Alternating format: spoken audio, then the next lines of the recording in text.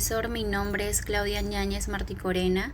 Soy estudiante de la Universidad Tecnológica del Perú.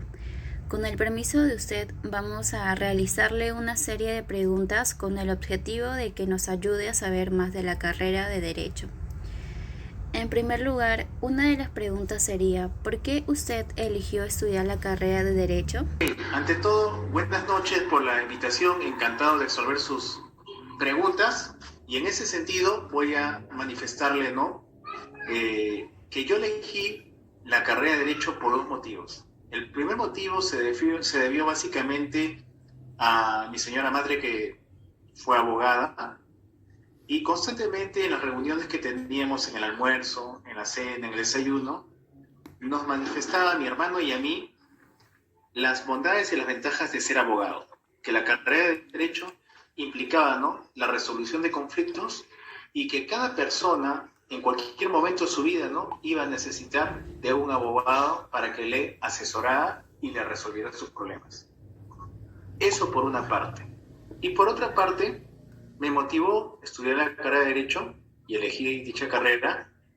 Cuando terminé la secundaria, comencé a informarme sobre las posibles carreras que yo tenía como alternativa para seguir, y el derecho me llamó mucho la atención, debido a que las normas jurídicas y las ramas del derecho que abordaban, ¿no?, diferentes materias, no todo era, ¿no?, el clásico proceso judicial que vemos de repente en algunas series o películas, sino también había la posibilidad de desarrollar y ejercer el derecho, ¿no?, a través del ámbito administrativo.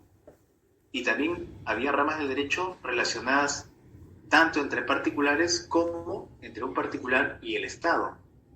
Todo ello me llamó la atención, tanto así que opté por esta carrera. Esos fueron los dos grandes motivos por los cuales elegí estudiar Derecho. La segunda pregunta sería, ¿por qué eligió ser docente de Derecho y enseñar en la Universidad Tecnológica del Perú? A ver, la docencia universitaria surgió también con un tema no familiar en un primer momento. Así como mi señora madre también era abogada, también era docente a la vez, ¿no? Y ella fue la que me inculcó que complementariamente al ejercicio práctico de la carrera de Derecho, era pertinente también, ¿no?, la enseñanza, la docencia de dicha carrera, ya que eso iba a complementarse y que uno en la interacción con los alumnos, ¿no?, se iba a actualizar constantemente, que era una retroalimentación en cuanto a la información que uno requería. Bueno, eso fue uno de los motivos de que yo decidí ejercer la docencia universitaria. Y otro fue que en el año 2012 hubo una convocatoria para docente en una universidad privada, ¿no?, donde me animé a postular porque tenía ese bichito, esa curiosidad de la docencia. Entonces me preparé para dar dentro de las etapas del concurso, ¿no? Primero era presentar el currículo vitae o la hoja de vida.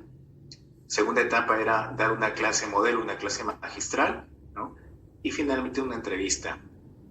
Bueno, pasé las tres etapas y me dieron el curso de Derecho Civil. En ese sentido, en 2012 oficialmente no debuté como docente universitario. A partir de ahí, comencé a prepararme para cada una de las clases, investigar, ¿no?, y además de poner los casos prácticos que yo veía en mi ejercicio como abogado. Desde 2012 hasta la fecha he seguido enseñando, es decir, ya tengo 8 años aproximadamente, ¿no?, hasta casi cerca de 9 como docente universitario. El 2019 se dio la coyuntura que la Universidad Tecnológica del Perú llamó a concurso a través de una bolsa de trabajo. Como ya tenía experiencia desde 2012 hasta el 2019, más o menos unos 7 años, ¿no?, aproximadamente cerca de 8, decidí postular.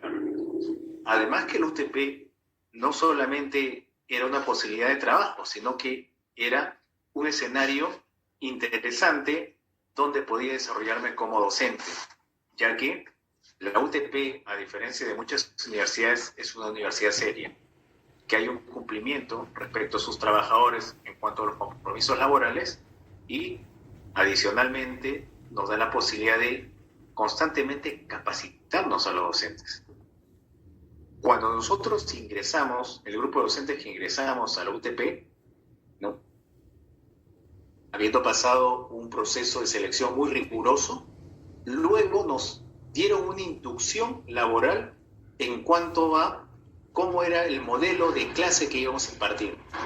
Si se dan cuenta ustedes, cada una de nuestras clases sigue un formato preestablecido que es una pauta pedagógica, ¿no?, que comienza con una noción preliminar que es a través de un video que se presenta, ¿no?, que nos pone en contexto lo que vamos a tratar, o si no, también la generación de algunas preguntas iniciales para que ustedes las respondan en base a su bagaje cultural, ¿no?, y con eso, ¿no?, podamos adentrarnos en el tema. Luego la siguiente etapa era el tema del fondo del asunto, los contenidos o la transformación que se llama, ¿no?, en cuanto, ¿no?, al desarrollo del tema. Y, a grosso modo, para no extendernos en cuanto a las partes de la elaboración de la clase, ¿no?, culminábamos con un cierre, con una conclusión, donde manifestábamos, ¿no?, qué habíamos aprendido y a qué conclusión llegábamos, ¿no?, en esa sesión respectiva. Esos parámetros nos capacitaron la Universidad Tecnológica del Perú. Y asimismo también nos han puesto metas y objetivos en cuanto al desarrollo, ¿no?, de la docencia universitaria. Finalmente, la docencia universitaria me ha permitido a mí, ¿no?, desarrollar mis capacidades, no solamente como abogado, sino también como pedagogo, porque constantemente, ¿no?, yo estoy leyendo y actualizándome, ¿no?, sobre qué presentar, además de la clásica exposición, ¿no?, también cómo tratar que el alumno se interese por los temas que yo le presento y que ellos participen e interactúen conmigo. Porque no se trata de un monólogo, se trata, ¿no?, de una participación activa del alumno, ¿no? Esas fueron las razones y motivos por las cuales yo decidí, ¿no?, ser docente universitario, además de mi ejercicio como abogado. Y la UTP, desde mi punto de vista, es, por no decir, la universidad donde me ha brindado, ¿no?, el desarrollo más óptimo como docente universitario. Bueno, para finalizar con la serie de preguntas, con respecto a sus años de trabajo, ¿qué aplicación tiene para la vida real lo que está enseñando a sus alumnos? De mi experiencia que yo les puedo manifestar, ¿no?, los conocimientos teóricos que nosotros vamos a aprender en las aulas sí nos van a servir un 50%. Si hablamos en términos de un medidor o un criterio numérico, ¿no?, hablamos de un 50%.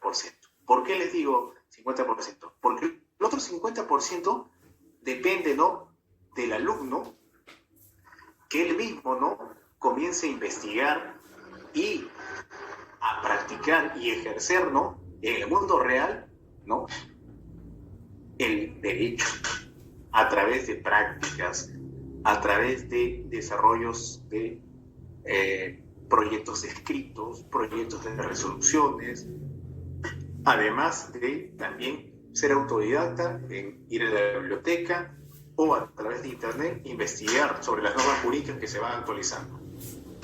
En algún momento van a escuchar ustedes, y no se desanimen, van a escuchar ustedes, porque yo también lo escuché cuando fue alumno, ¿no?, que la universidad solamente es un mero trámite, dicen algunos, ¿no?, y que la verdad del asunto es en la cancha, es decir,